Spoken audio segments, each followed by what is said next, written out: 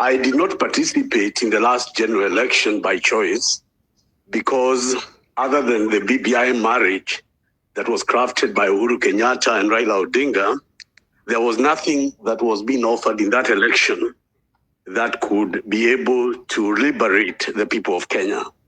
And yet I could not support William Ruto, so I decided to stay quiet. Killing of democracy means there is no opposition to hold the president to account.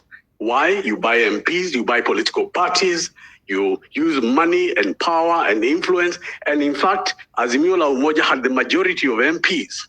But this man bulldozed his way unconstitutionally, bought parliament, and forced a majority government. That is when Ruto became a thug. The moment he took over the National Assembly by force, and then I decided at that point, we are dealing here with a monster.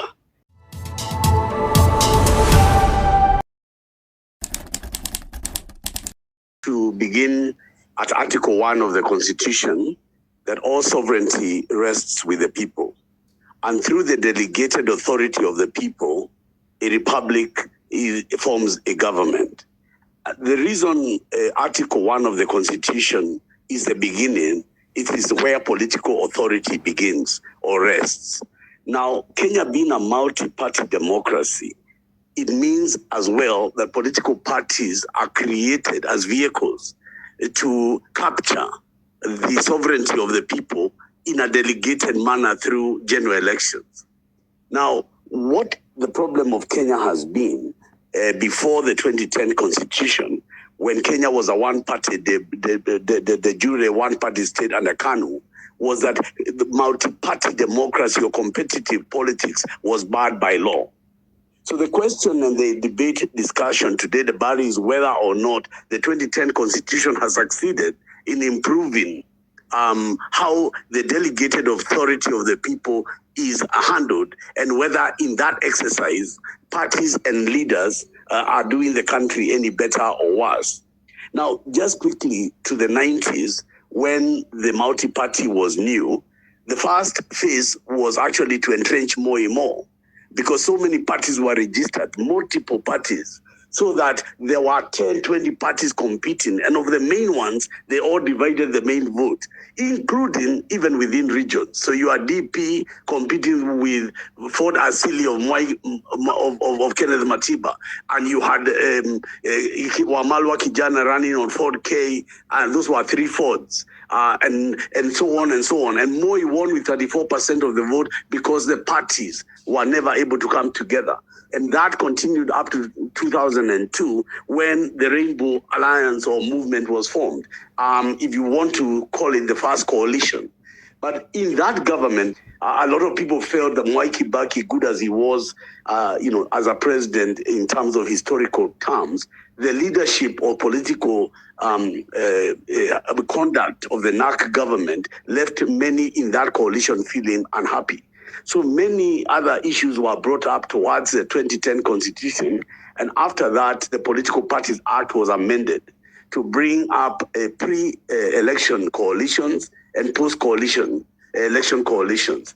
Has the country gained at all from these pre-election coalitions that are meant to be deposited at the political party registrar so that people are aware of what they are voting for? I argue to this forum that that has not been the case.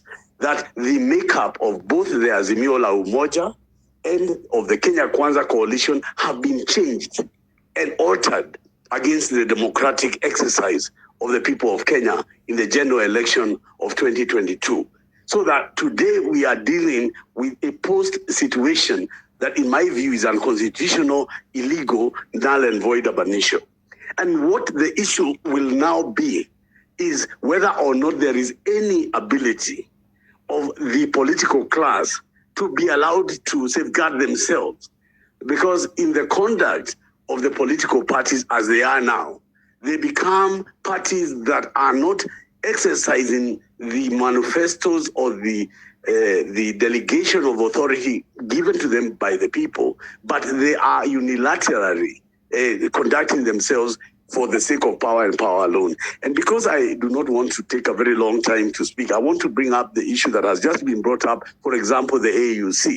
Why am I raising this issue? I'm raising it because as long as there is no constitutional mechanism to regulate how these leaders and how these parties conduct themselves, then what we are basically doing is deceiving the electorate every time we have a general election.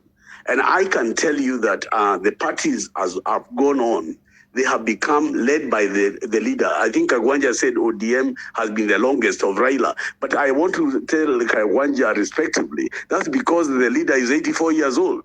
I mean, if you have been in politics as long as Raila, it would not be an accident that you have the oldest political party. It's not because he's the best politician or the most able, as ODM would like us to believe. It is because he's the oldest by far.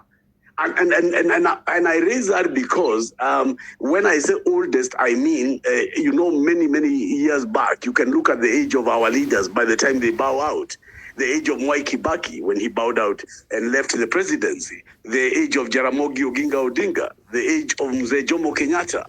And so I want to say that in Africa, the succession of, and particularly in Kenya, the succession within political parties sometimes depends on the life of the party leader and how long he lives or does not live. Because even in Wamalwa Kijana, the changes in his party began only when he passed away. So I am saying that it is so individualized that once a political party has a political leader, it has no space for the people in between.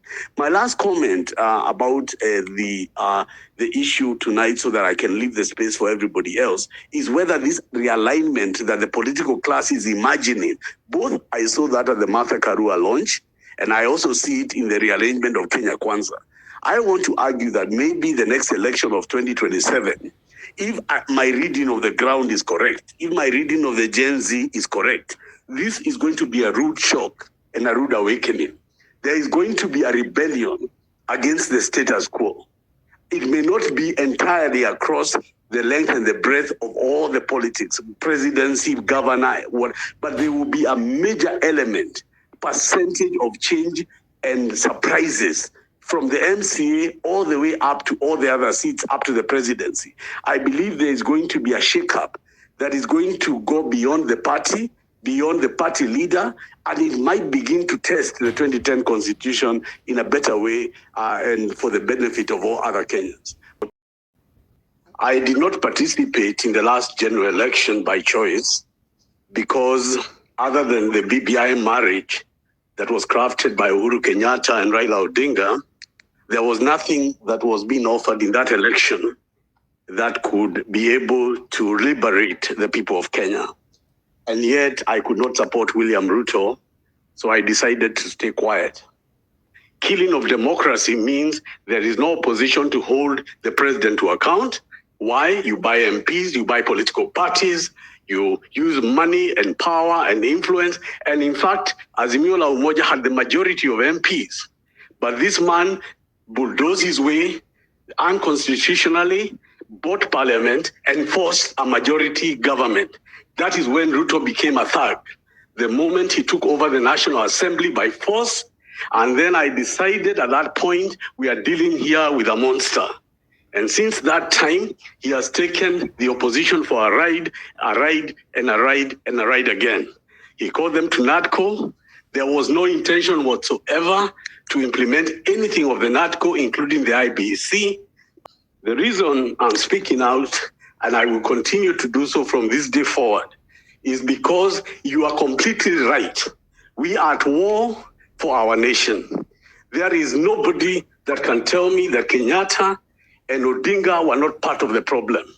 And I say that because I was present when we were doing an audit of the election laws. And it was agreed that Maandamano is being done not for anyone to gain, but for the emancipation of the Kenyan people. But for Baba, all it took for him was to be offered the African Union job, and he betrayed all the people of Kenya because he never believed anybody else could fill the streets.